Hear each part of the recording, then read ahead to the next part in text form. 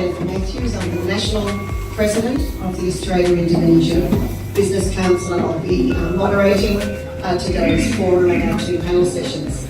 First, I would like to acknowledge a number of dignitaries and important partners for today.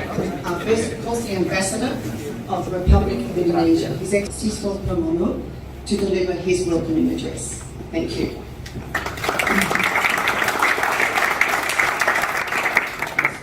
Management, my best friend Jennifer Matthews as National President of IBC. Likewise, Australia, with its advanced technological capabilities and skilled workforce and expertise in various sectors, has much to offer to Indonesia. We are also of the view that it is essential to foster people-to-people connections and cultural understanding as a basis for stronger economic exchanges, economic cooperations.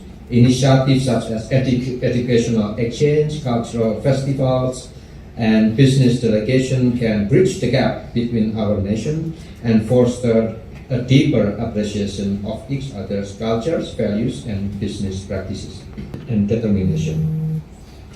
In conclusion, I extend my deepest gratitude to each and every one of you for supporting us and being present here today, and confidence that this summit will serve as a driver, this ASEAN Summit, for transformative change and usher in a new era of collaboration between Indonesia and Australia. Thank you very much. And a little bit announcement, this is the pie, the bamboo pie. Yeah, have a look and you can buy it later on. We are going to export it to Australia soon. Thank you. The Chief Minister. Thank you, Brendan. Acknowledging the Ngunnawal people as the traditional custodians of the land on which we are meeting, as well as recognising any other people or families with connection to the land of the ACT and the broader region. I wish to acknowledge and respect their continuing culture and the contribution they make to the life of this city and this region. Is certainly willing to help, and certainly the ACT government have indicated very strongly that we'd like to be in partnership with those that are developing the new capital. One, for the Chief Minister of the ACT, Mr Andrew Barr, I welcome you to this place today. I welcome you to Ngunnawal land, and I welcome you to the discussion that will be forthcoming. I'm sure it will be very, very interesting and will have tremendous outcomes. Thank you.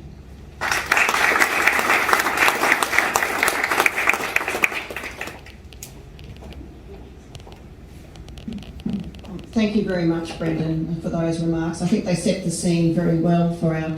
So I'd like to invite our five panellists to come to the front, if they wouldn't mind. We have the Deputy Development Control, Nusantara National Capital Authority, Dr. Thomas Bolodadi. Ms. Sri Wahyuni, Senior Official, East Kalimantan Province. Chief Executive, National Capital Authority Australia, Sally Barnes.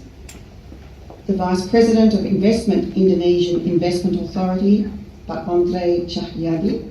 And Mr Martin Fay, Association of Superannuation Funds of Australia. Second, not only capital, we also bring operational alpha to our investees to support Indonesia's structural reform goals. Third, strong governance is critical for us. That's why we put a lot of attention on it. Fourth, we are a very execution-focused organization, demonstrated through our achievements in the past 2 years that I just showed.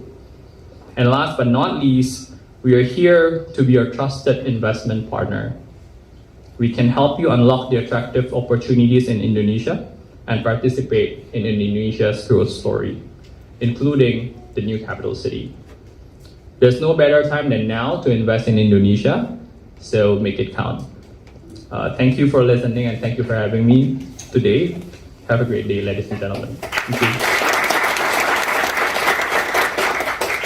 Good morning, my name is Martin Fahey and I'm the CEO of the Association of Superannuation Funds of Australia. Ambassador, distinguished guests, it's a real pleasure to be able to address you this morning. it is unfortunate. I'm recovering from some recent surgery and my doctor won't let me fly again, so apologies for not being able to appear in person with you. What I thought I'd do is talk about three main things. First of all, give some context on...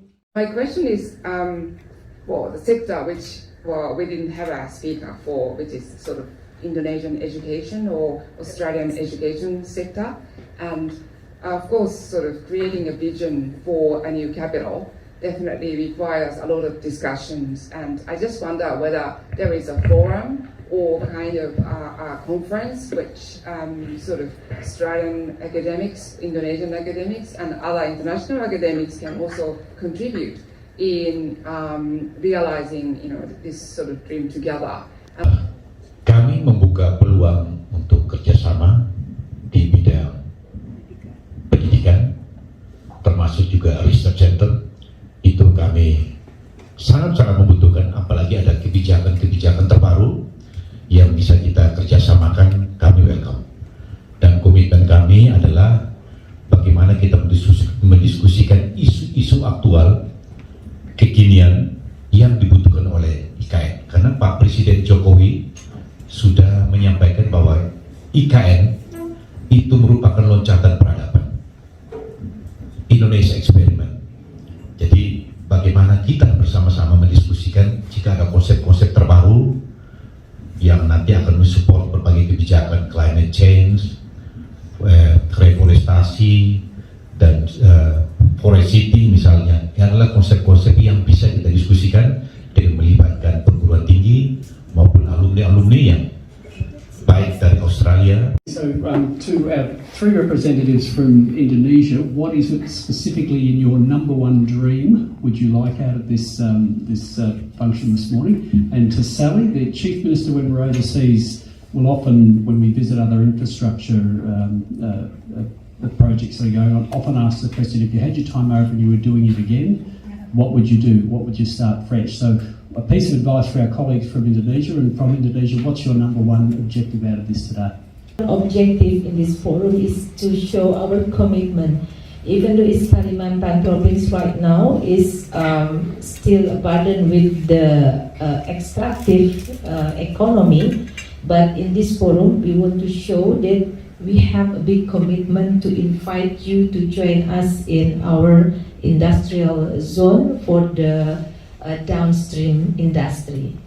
Ina's side, our dream is to also introduce Ina to all of you because we're a very new organization, and ultimately to co-invest together and explore investment opportunities together. We want you to see us as trusted investment partner, including in opportunities like the new capital city. So we're happy to evaluate the opportunities together, and hopefully we can further our discussion even after today's session. So I think, and maybe this is something you're already thinking about in your new capital, but it's when you have a plan, how do you stick to it? So I think what happened in Canberra is that we drifted from the Griffin's original view around a compact city, busy city. We got seduced by Los Angeles and freeways and cars, and we put in place the Y plan, which was never part of the Griffin plan.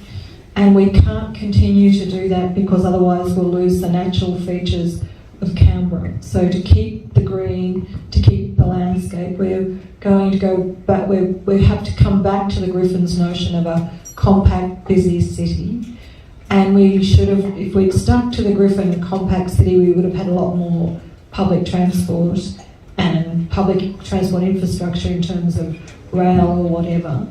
So I do think it's how do you stick to the plan. This video will give you a glimpse into the vibrant atmosphere, the cutting-edge technology, and the diverse range of business prospects that you can expect to encounter during your visit. Thank you for your attention, and I look forward to welcoming you, each and every one of you, to the Trade Expo Indonesia 2023. Terima kasih. During the pandemic era, Indonesia experienced economic contraction. Fortunately, the Indonesian government has been able to restore economic sectors in the country by implementing various policies. Indonesia's economy is predicted to recover and grow stronger in the future.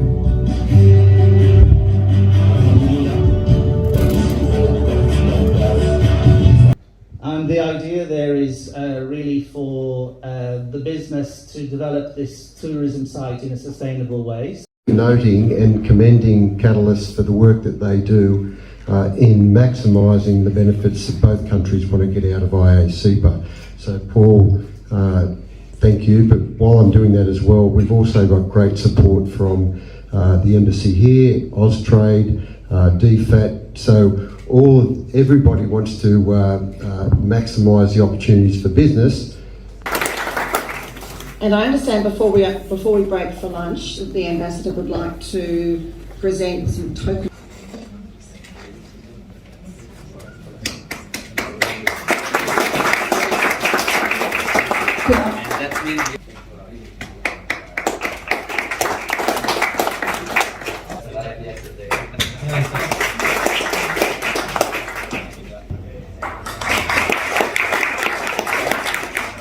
Bu Sayın Bahrami, silakan dulu.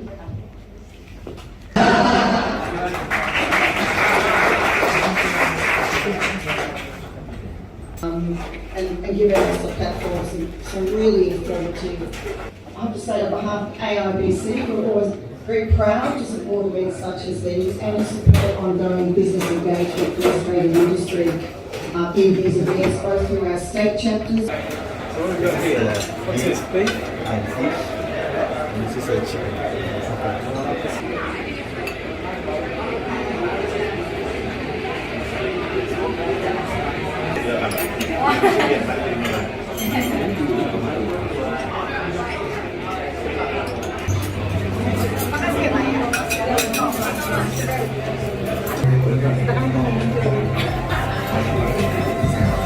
Backstage.